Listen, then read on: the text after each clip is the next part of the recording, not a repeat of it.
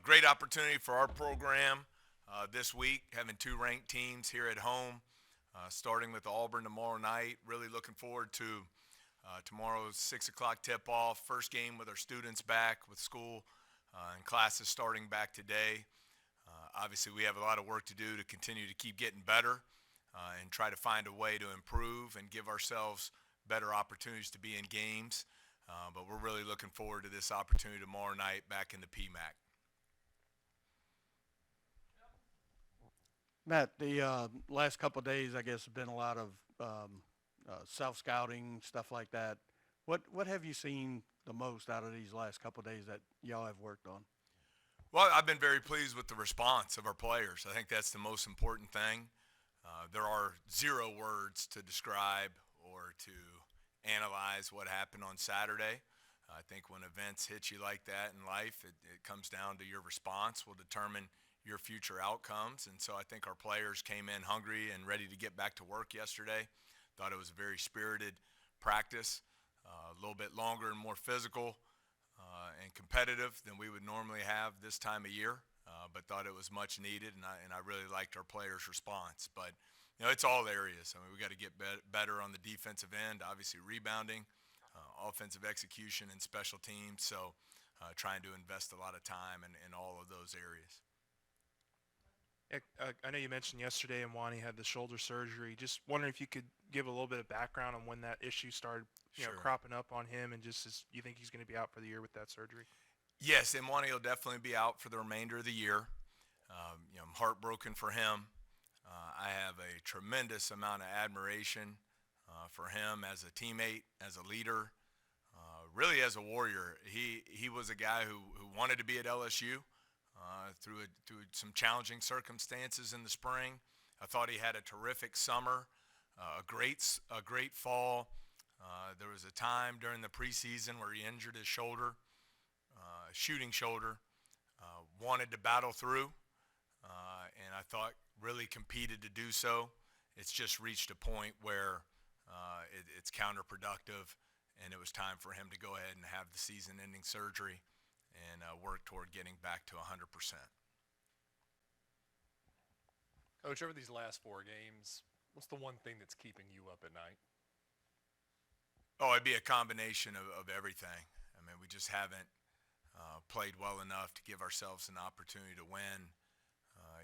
As you mentioned, the 4 games, I think had an opportunity at Kentucky where we executed well on the offensive end. I thought the first half against Florida, our defensive energy and effort, rebounding was really done at a much improved level for us. Outside of that, I think you look at how can we find a few areas to improve upon that would give us the greatest return on our investment and give us a better opportunity to be in games. And so I think I look at clearly defensive rebounding, and when I talk about offensive execution, that's not only shooting a higher percentage from the floor, but eliminating turnovers that good teams really make you pay for those mistakes. Hey, Coach. Just is Cam Hayes back to 100%, and do you expect him to be back in the starting lineup? I expect him to be back in the starting lineup. I think he's getting really close to 100%. Did not expect to have him on Saturday. He did not practice all week, but in Friday night had a good individual workout. Followed that up. We went over to the gym early with him and had another productive individual workout. So we wanted to try and get him 15 to 20 minutes Saturday. I thought you saw his first run in the game. The fatigue of having not really practiced or played since the A&M game, but I thought he settled in from there. Had a really good practice yesterday and expect him to be full go tomorrow. When the football team got beat pretty bad by Tennessee, they had a players only meeting, and they used it as a springboard to the rest of the season. Do you think this loss the other day could kind of be something that can turn things around? Well, I think it has to be. I mean, I think some conversations were had that needed to be had between players, teammates. But as I said in the beginning, Sheldon, I just think it's life. I mean, we got to have some perspective here. We got punched in the mouth, got absolutely dominated in a game. Obviously, there's disappointment there, but there's a lot of basketball left this season. And I promise you the two teams coming in here this weekend aren't going to feel sorry for us. So it's the response. Do we come together as a team? Do we focus on those areas of improvement and get better there? And do we compete at the absolute highest level possible to give ourselves an opportunity to be in the games? And so I think the players' response yesterday in practice was really good. I expect another good one today. And, in this, especially in this league, any league, every game stands on its own. The bottom line tomorrow night, whichever team plays best for those 40 minutes will be the victor in the end. And it doesn't matter what happened last week or 2 weeks ago. And so our players need to find a way to move forward in that regard. Have another good day of practice today and get better and give ourselves a chance to win tomorrow night on our home court in front of a great crowd. Earlier in the season, you talked about having huddles that were too quiet and not having anybody step up as leader. And then as the weeks have gone by, new guys have kind of emerged. Who, after the game or maybe during practice yesterday, do you feel like has kind of been a leader to let the guys know that can't happen again? Yeah, I think, as painful as it was, trying to finish that game on Saturday, I thought there were good conversations held in the huddles. I thought players stepped forward. I thought Adam Miller really took a step forward there in his communication with his teammates, his competitive fire, both ends of the floor in practice yesterday. I think Justice Williams, very quiet, but I thought he really took a step forward here in the last 72 hours. I think KJ Williams has been rock solid there. Not going to be loud and out front on a lot of things, but I think through his actions and his work ethic, players want to follow that. I think Derek Fountain.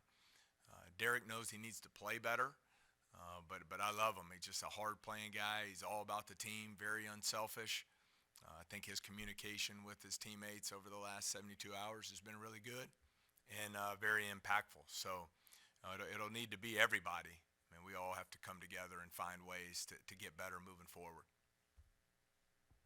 Yeah, I guess with some of the scoring woes that have happened in throughout SEC play, just what is the one area or maybe just something you want to see this week in terms of just the improvement in that area and just that they're a little bit more efficient and getting the shots you guys want? Well, I think when you look at it, Glenn, we really, especially these last 3 games, we just aren't getting very many easy baskets. Now, a lot of that has to do with playing against really good defensive teams. But whether it's a steal that leads to a breakaway layup, an offensive rebound putback that Derek Fountain was getting earlier in the year, we need some plays like that to help us. Then offensively, just overall, I think from an execution standpoint, you look at our inefficiency from 2-point range. And again, credit to the defensive we faced in the last 80 minutes of basketball. Both really 2 of the top 10 2-point defenses in the country with elite shot blocking and rim presence. Length and athleticism on the perimeter. It's obviously really bothered us. But we have to be so much more efficient from 2-point range. And I think execution will lead to that. And ultimately, we got to step up and complete some of these plays.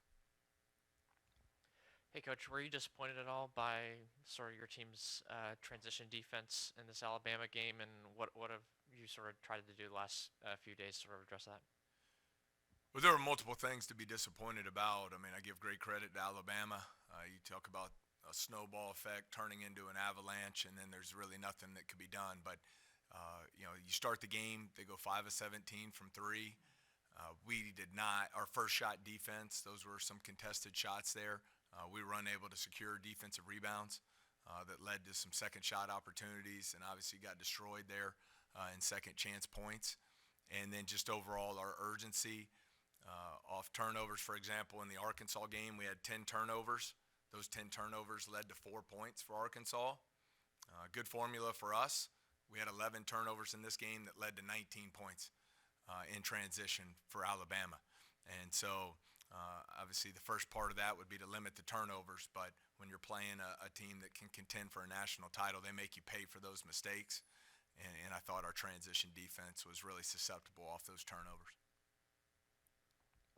Coach, the analysts on the broadcast suggested that if you guys go up against a team like Alabama or any of these ranked, high-powered offensive teams, as long as they score as much as they can, you don't have the offense to stay with them. Is that a mischaracterization of the situation? Well, I don't know. I think, we have to limit some of the things that we should have more control of. Second chance points allowed is an area we're going to have to be a lot better. Points we give up off our own turnovers is an area where we can help there. And then overall, we have to find some better solutions offensively to score the ball at a more efficient manner. There's no question about that.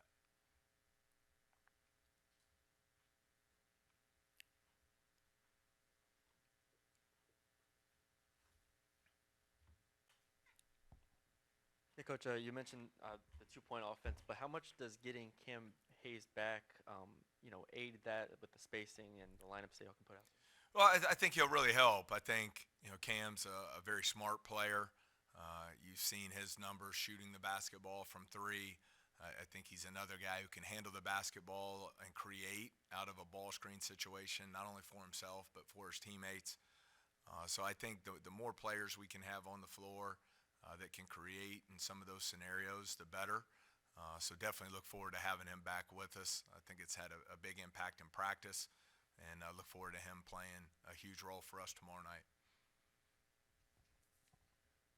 In every single game this year, I know you're big on energy, effort, fight, and really it's been there every single game. Do you feel as though you continue to give a high level of effort, something is bound to bounce your way no matter who you're playing? Well, that's the only way, and it wasn't where it needed to be Saturday, obviously. Take nothing away from Alabama, but those second shot opportunities, when that ended up leading to a lot of those threes, and they really broke us there. But no, I think that's the only way. It has to be the foundation as we move forward, is your commitment to your teammates. We got to be a connected group.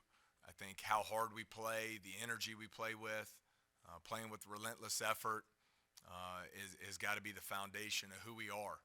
And then you start getting to the areas of improved execution and so forth. But your energy and effort and your commitment to your teammates has to be at the forefront of everything we do. Hey, Coach, maybe a little off topic, but saw Angel Reese on the sidelines a couple times for your guys' games. Have you kind of been able to see the women's play and see her historic start? Oh yeah, no doubt. I've enjoyed going to the games with my family when we've been in town. They have an amazing team, obviously led by one of the greatest coaches in the history of the game, and Coach Mulkey, Angel Reese, Flage, Alexis Moore. You can go down the line. It's an elite team, and play a very exciting brand of basketball, dominant physical rebounding team. And so we're enjoying the journey just like all the other Tiger fans are. So I can't wait to see how far they're able to go as we enter March and April.